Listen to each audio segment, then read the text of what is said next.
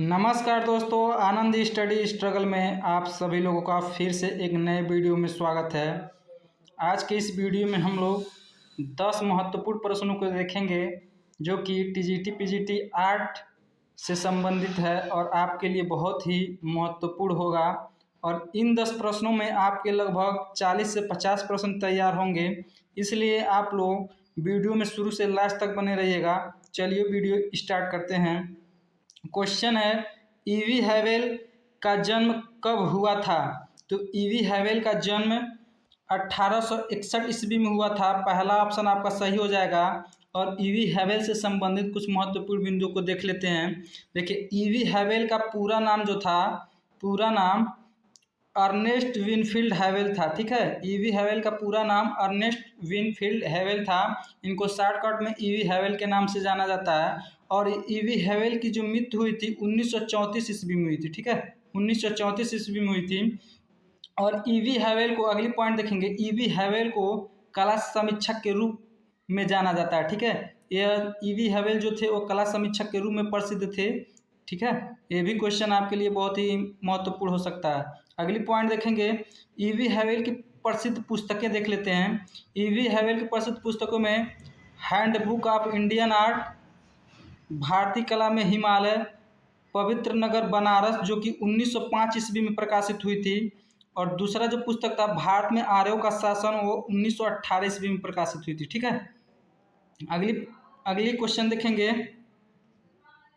Question है, अवनींद्रनाथ टैगोर का कौन सा चित्र पूर्ण रूप से भारतीय शैली में बना है? ठीक है, तो अवनींद्रनाथ का जो चित्र है जो पूर्ण रूप से भारतीय शैली में बना है वह शुक्ला विसारे। ठीक है, शुक्ला विसारे, तीसरा ऑप्शन आपका सही हो जाएगा। ठीक है, और जो यह पहला जो है कृष्ण चरित्र, बुद्ध चरित्र, औरंगजेब, ये भी क्या है, अवनींद्रनाथ टैगोर के चित्र हैं। ठीक है, अवनींद्रनाथ टैगोर से संबंधित कुछ महत्वपूर्ण बिंदु को देख लेते हैं। अवनींद्रनाथ टैगोर का जन्म 7 अगस्त 1871 ईस्वी को जोड़ा सांको प्रांत बंगाल में हुआ था। ठीक है, और इनकी जो मृत्यु हुई थी, अवनींद्रनाथ टैगोर की मृत्यु 1951 ईस्वी में हुई थी। ठीक है, 1951 ईस्वी में हुई थी। और अवनींद्रनाथ टैगोर के जो गुरु थे उनका नाम गिलहार्डी था। ठीक है, इटालियन कलाकार गिलहार्डी। ठीक है, अगला पॉइंट देखेंगे, रेखा चित्र का विधिवत परीक्षण श्री पामर से लिए थे। ठीक है, रेखा चित्र का जो विधिवत परीक्षण था वह अवनींद्रनाथ टैगोर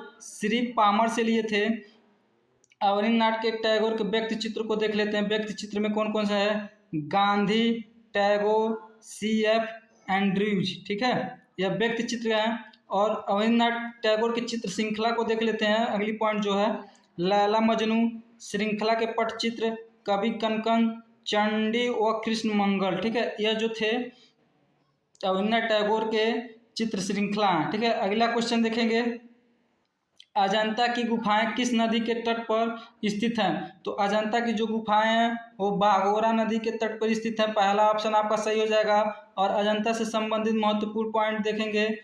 पहला पॉइंट है, अजंता की गुफाओं को सबसे पहले ह्वेंसांग ने देखा था। ठीक है, अजंता की गुफाओं को सबसे पहले ह्वेंसांग ने देखा था। ठीक है, दूसरी पॉइंट देखेंगे, अजंता गुफाओं की खोज सर्वप्रथम जॉन स्मिथ ने 28 अप्रैल 1819 ईस्वी में की थी। ठीक है, अजंता की खोज सर्वप्रथम जॉन स्मिथ ने 28 अप्रैल 1819 ईस्वी में की थी। ठीक है, अगली पॉइंट देखेंगे, अजंता की गुफाएं महाराष्ट्र के औरंगाबाद जिले में स्थित है। ठीक है, जो अजंता की गुफाएं हैं वो महाराष्ट्र राज्य के औरंगाबाद जिले में स्थित हैं।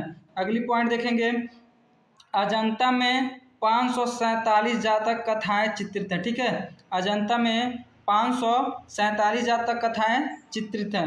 अगली पॉइंट देखेंगे, अजंता गुफा 850 वर्षों में बनकर तैयार हुआ था। जो अजंता गुफा है वह 850 वर्षों में बनकर तैयार हुआ था। अगली पॉइंट देखेंगे, अजंता को यूनेस्को ने 1983 ईस्वी में विश्व धरोहर स्थल घोषित किया था। ठीक है, अजंता को यूनेस्को ने 1983 ईस्वी में विश्व धरोहर स्थल घोषित किया।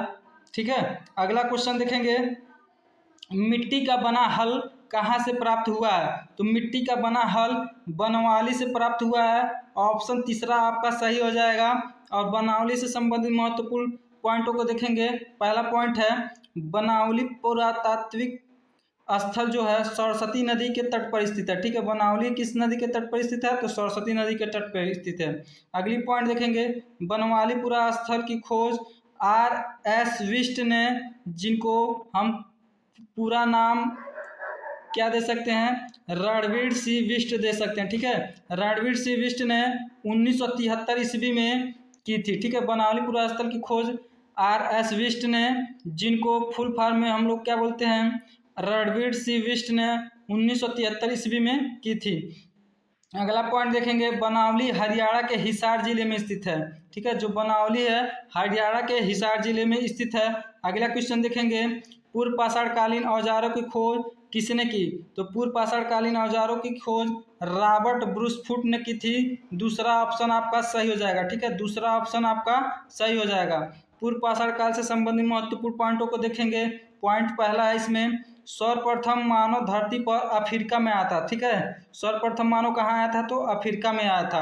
अगली पॉइंट देखेंगे पूर्व पाषाण युगीन मानव का मुख्य औजार एवं हथियार हैंड एक्स, क्लीवर और स्क्रैपर था। ठीक है, जो पूर्व पाषाण काल के मानव थे शिकार करने के लिए उनका सबसे महत्वपूर्ण हथियार जो था वह हैंड एक्स, क्लीवर और स्क्रैपर था। ठीक है, अगली पॉइंट देखेंगे सर्वप्रथम आग का आविष्कार पूर्व पाषाण काल में हुआ था। ठीक है, आग का आविष्कार पूर्व पाषाण काल में हुआ था। ठीक है, अगला पॉइंट देखेंगे पूर्व पाषाण युगीन हड्डी से निर्मित मातृ देवी की प्रतिमा वेलन घाट से प्राप्त होती है। पूर्व पाषाण युगीन हड्डी से निर्मित मातृ देवी की जो प्रतिमा है वह वेलन घाट से प्राप्त हुई है। ठीक है, अगला क्वेश्चन देखेंगे नीले का पूरक अथवा विरोधी रंग का नाम बताइए। तो नीले का पूरक अथवा विरोधी रंग का नाम नारंगी हो जाएगा। ठीक है, नीले का विरोधी रंग नारंगी हो जाएगा। यहाँ पर देखिएगा पॉइंट जो दिया लाल का विरोधी रंग हरा हो जाएगा, नीले का विरोधी रंग नारंगी हो जाएगा, पीला का विरोधी रंग बैगनी हो जाएगा। ठीक है, अब यह जो है लाल पीला नीला यह प्राथमिक रंग है। यह जो है इधर की साइड के लाल नीला पीला यह प्राथमिक रंग है और इधर जो है हरा नारंगी बैगनी ये द्वितीयक रंग है। ठीक है, ठीक है, अब जो हरा रंग है वो किससे मिलकर बनता है? तो नीला और पीला रंग मिलकर हरा रंग बनता है। ठीक है, यह द्वितीयक रंग है, हरा जो है द्वितीयक रंग है। ठीक है, और लाल पीला मिलकर कौन सा रंग बनता है? तो नारंगी मिलता है, ये भी द्वितीयक रंग है। ठीक है, क्योंकि इसमें दो रंग मिलकर बने होते हैं इसलिए द्वितीयक रंग कहलाते हैं। ठीक है, और लाल नीला मिलकर क्या बनते हैं? तो बैगनी बनते हैं। ठीक है, ये भी द्वितीयक रंग है। ठीक है, अगला पॉइंट देखेंगे। अगला क्वेश्चन है प्रोग्रेसिव ग्रुप की स्थापना कब हुई थी? तो प्रोग्रेसिव ग्रुप की स्थापना 1947 ईस्वी में हुई थी। तीसरा ऑप्शन आपका सही हो जाएगा। ठीक है, प्रोग्रेसिव ग्रुप से संबंधित महत्वपूर्ण पॉइंटों को देखेंगे। प्रोग्रेसिव ग्रुप की स्थापना किस जगह हुई थी? तो स्थान का नाम था मुंबई। प्रोग्रेसिव ग्रुप की स्थापना मुंबई में हुई थी। ठीक है, प्रोग्रेसिव ग्रुप के कलाकारों का नाम को देख लेते हैं। प्रोग्रेसिव ग्रुप के जो ग्रुप था उसमें कौन कौन से कलाकार थे उनको देख लेते हैं। F.N. सूजा, ठीक है, F.N. सूजा थे, S.H. राजा, M.F. हुसैन थे, K.H. आरा, गायतोंडे, सदानंद बाकरे, हरिअब्बा दस गाड़े, कृष्ण खन्ना, यह जो थे प्रोग्रेसिव ग्रुप के कलाकार थे। ठीक है, आप लोग इसका स्क्रीनशॉट ले लीजिएगा। अगला क्वेश्चन देखेंगे मीर सैयद अली किसके दरबार का मुख्य चित्रकार था? तो मीर सैयद अली अकबर के दरबार का मुख्य चित्रकार था। तीसरा ऑप्शन सही हो जाएगा। ठीक है, मीर सैयद अली से संबंधित महत्वपूर्ण पॉइंटों को देखेंगे। यहाँ पर देखिए लिखा है मीर सैयद अली जुदाई अकबर के दरबार का मीर मुसाविर का मतलब होता है मुख्य चित्रकार था। ठीक है, मीर सैयद अली जो था वह अकबर के दरबार का मुख्य चित्रकार था। अगला पॉइंट देखेंगे मीर सैयद अली ग्रामीण दृश्य बनाने में निपुण था। ठीक है, मीर सैयद अली ग्रामीण दृश्य बनाने में निपुण था। इसी तरह आप जहांगीर के समय के मंसूर को देखेंगे तो पशु पक्षियों का चित्रण करने में निपुण था। यहाँ देखिए अगला पॉइंट दिया है मीर सैयद अली फारसी ईरानी शैली का कुशल चित्रकार था। ठीक है, मीर सैयद अली जो थे वो फारसी ईरानी शैली के कुशल चित्रकार थे। ठीक है, अगला क्वेश्चन देखेंगे पाल शैली में चित्रित प्रथम ग्रंथ कौन सा है? तो पाल शैली में चित्रित प्रथम ग्रंथ प्रज्ञा पारमिता। प्रज्ञा पारमिता पहला ऑप्शन सही हो जाएगा। इसमें करण देव गुहा, पंचशिखा, साधनमाला ये तीनों भी क्या हैं? पाल शैली के ही ग्रंथ है, लेकिन इसमें क्वेश्चन में कहा प्रथम ग्रंथ कौन सा है, तो प्रज्ञा पारमिता हो जाएगा। ठीक है, पाल शैली से संबंधित महत्वपूर्ण पॉइंटों को देख लेते हैं। पॉइंट दिया यहाँ गया है, पाल शैली के दृष्टांत चित्रों पर देवनागरी लिपि का आलेख मिलता है। ठीक है, पाल शैली के दृष्टांत चित्रों पर देवनागरी लिपि का आलेख मिलता है। अगला पॉइंट देखेंगे, पाल शैली के चित्रों में सुवर्ण रंग का प्रयोग नहीं है। ठीक है, पाल शैली में सुवर्ण रंग का प्रयोग नहीं है। ठीक है, अगला पॉइंट देखेंगे, पाल पोथियां महायान बौद्ध धर्म से संबंधित है। जो पाल पोथियां हैं वो महायान बौद्ध धर्म से संबंधित है। अगला पॉइंट देखेंगे, बौद्ध ग्रंथ विनय पिटक पाली भाषा में लिखा गया है। ठीक है, बौद्ध ग्रंथ जो विनय पिटक है, बौद्ध ग्रंथ में जो विनय पिटक है वह पाली भाषा में लिखा गया है। अगला पॉइंट देखेंगे, राम भी सुतार किस रूप में प्रसिद्ध हैं, तो राम भी सुतार मूर्तिकार के रूप में प्रसिद्ध हैं। दूसरा ऑप्शन सही हो जाएगा। ठीक है, राम भी सुतार मूर्तिकार के रूप में प्रसिद्ध हैं। इनका जो जन्म था वह 19 फरवरी 1925 ईस्वी को धुलिया जिले के गोंदुर नामक ग्राम में हुआ था। ठीक है, रामबीर सुतार का जो जन्म हुआ था 19 फरवरी 1925 ईस्वी को धुलिया जिले के गोंदुर नामक ग्राम में हुआ था। और रामबीर सुतार का पूरा नाम होगा रामजी सुतार। रामजी सुतार।